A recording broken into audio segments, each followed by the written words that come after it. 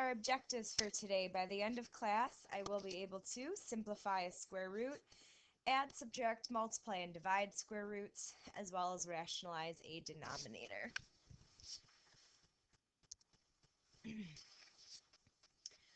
Steps to simplifying radicals. So if we're just simplifying radicals, the first step is if it is imaginary, take the I out. Spell check made my lowercase I into a capital I, but that's I as in the imaginary number I. Then once you do that, find the largest perfect square that divides into the number evenly. I would suggest making a little key maybe on the back side of this that has your perfect squares. So 4, which is 2 squared, 3 squared is 9, 4 squared is 16, etc.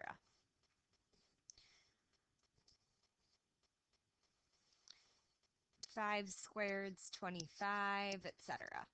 And then once you do that, break the radicals up as the product of two radicals and then simplify the perfect square. So let's take a look at the square root of 108. The largest perfect square that goes into 108 evenly is 36. It goes in 3 times. And when we simplify, square root of 36 is a perfect square. It's 6. Square root of 3, who the heck knows? So we leave it under the radical, and that's our answer. So that's one way that we can simplify radicals. Another way, like let's say this is on a non-calculator part and 108 is kind of a big number and you had no idea that 36 went into that evenly. Our other option is to make a factor tree. So square root, that's what number times itself is equal to that number. So our key number here is 2, right? It's times itself. 6 times 6 is 36. So what we're going to do is we're going to make a factor tree. So 108, I did not know 36 went into it, but I know it's even. So 2 goes into that 54 times. 54, also another even number. So 2 goes into that 27 times. 27 is 3 times 9, and 9 is 3 times 3. So square root means I'm looking for 2 of a kind.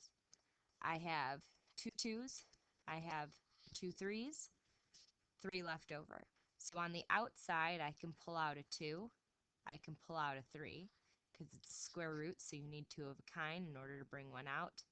Left over, I have that 3, so we get 6 root 3. So that's a way to kind of do simplify radical without calculator. Adding and subtracting radicals, the main thing is that you can only add like radicals. So if you take a look at this example here, square root of 20 minus 3 square root of 45, square root of 20 and square root of 45 are not like radicals. So when we're adding and subtracting, we have to first see if the radicals simplify, because sometimes they are like radicals, we just can't see it. So simplify the radical, add any like radical, which means same square root, kind of like a like term. And just like variables, where we have, 2x plus 3x is 5x, you add the number out in front, leave the variable. Same thing here. If I had 2 root 3 plus 3 root 3, it ends up being 5 root 3. So let's go to our example here. Square root of 20. So square root of 20, let's see, 4 goes into that 5 times. Square root of 4 is 2. So square root of 20 simplifies to be 2 root 5. Square root of 45 is 9 times 5. So square root of 9 is 3 root 5. And it's 3 times the square root of 45, so 3 times 3 root 5. So that gives us 2 root 5 minus 9 root 5, which is negative 7 root 5. And that's my answer.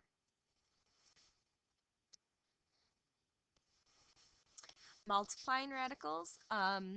Simplify any radicals and then multiply inside times inside, outside times outside, and then check to see if your answer simplifies.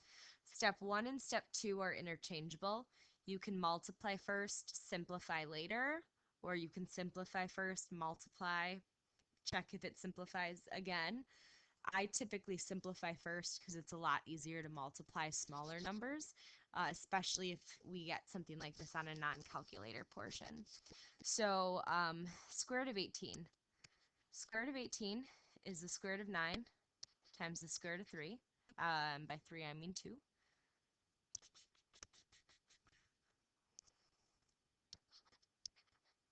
Square root of 9 is 3. So this is negative 9 root 2. So now I'm going to distribute that in. We multiply outside times outside, inside times inside. So negative 9 root 2 times 2 gives me negative 18 root 2. Negative 9 root 2 times 4 root 5 gives me negative 36 root 10. And then we double check. Square root of 2 can't be simplified because it's just 2 times 1. Square root of 10 can't be simplified. It's just 2 times 5. None of those are perfect squares. So that's my answer. Can't add those because they're not like radicals. Last thing is rationalizing denominators. So to rationalize the denominator, you're going to multiply the denominator by either the same thing. So example 1 will be an example of that. The reciprocal. So if we have two real numbers, a plus b, the reciprocal is a minus b. And that always factors out to be a squared minus b squared. Or if it's imaginary, a plus bi, the reciprocal is going to be a minus bi. And by reciprocal, that's not the right word. That should be conjugate. Sorry about that. The conjugate, not the reciprocal, the conjugate. So conjugate of a imaginary, a complex number, when we multiply that out, gives us a squared plus b squared. And then simplify. So when we have this example here, that's just the square root of 3. It's not, in a plus b form. So we're going to multiply by the square root of 3 on the top and bottom. And that's because then we're just multiplying by 1, so we're not really changing the value, we're just changing the way it looks. So then up top,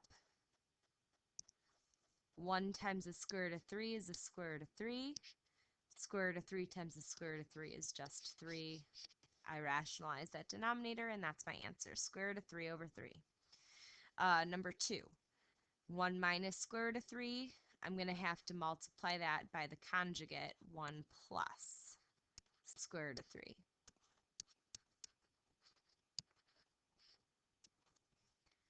Numerator, distribute. I get 1 plus square root 3. Denominator, this is a minus b times a plus b.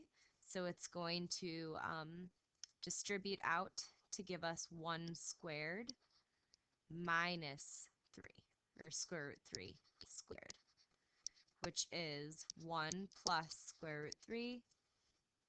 Ooh, I have no idea what just happened.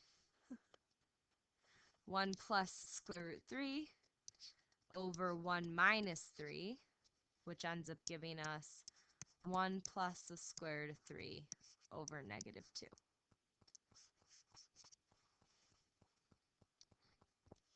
And lastly, when I have an imaginary number, complex number in our denominator, we're going to multiply by the conjugate, which is 2 minus 3i. Multiply top and bottom. So we're multiplying by 1. We're changing the way it looks, but not changing the value. So in my numerator, I get 2 minus 3i. In my denominator, if we have a plus bi times a minus bi, that distributes out to give us a squared plus b squared. So we get 2 minus 3i over 4 plus 9. So that's 2 minus 3i over 13. And complex numbers we're going to want to write in a standard form, so a plus bi. So my a value now is 2/13. My b value now is negative 3/13.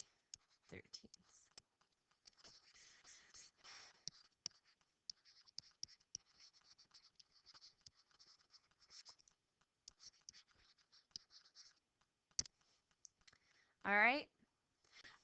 One more additional example of where we're probably going to be seeing how to simplify radicals would be solving a quadratic equation. So if we take a look at this, x squared minus 10x plus 18 equals 0. If I try and factor this, 1 and 18 can't multiply to be 18 but add to be negative 10. 2 and 9, same thing, can't multiply to be 18 but also add to be negative 10. 6 and 3 are my other options. Strike out again. So this is not factorable. So when a quadratic is not factorable, it means we have to use the quadratic formula. So we get x equals opposite of b plus or minus square root of b squared minus 4 times a times c all over 2 times a. Simplify that, we get 10 plus or minus the square root of 100 minus 72 all over 2. So we get 10 plus or minus the square root of 18. By 18, I mean 28 all over 2. And let's see, square root of 28 is square root of 4 times the square root of 7. So this is 2 root 7. So this is now 10 plus or minus 2 root 7 all over 2.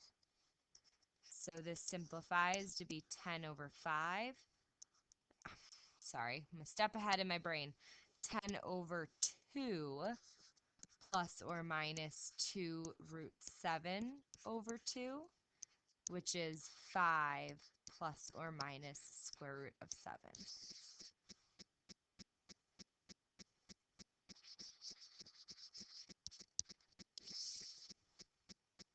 All right, so that's all I have planned for you guys today. At this time, you can go up, show the substitute your worked out notes, and get the homework, and you have the rest of the period to work on that.